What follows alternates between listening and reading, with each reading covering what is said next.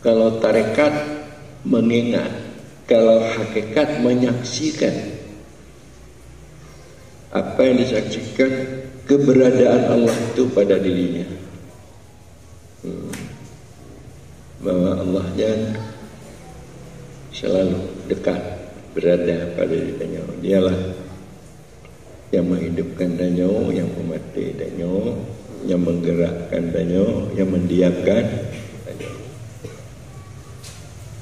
Itu menerangkan hakikat.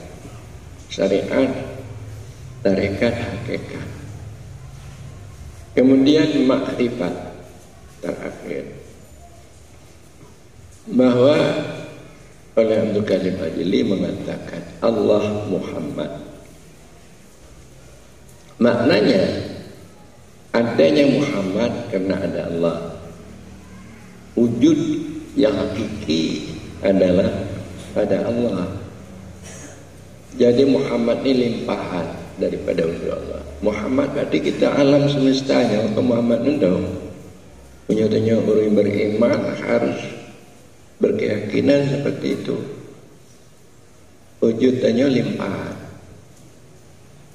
daripada wujud Allah. Wujud Allah qiyamuhu binafsi, berdiri dengan sendirinya. Wujud alam, wujudnya qiyamuhu bighairi, berdiri dengan lainnya. Selainnya Allah Subhanahu wa ta'ala.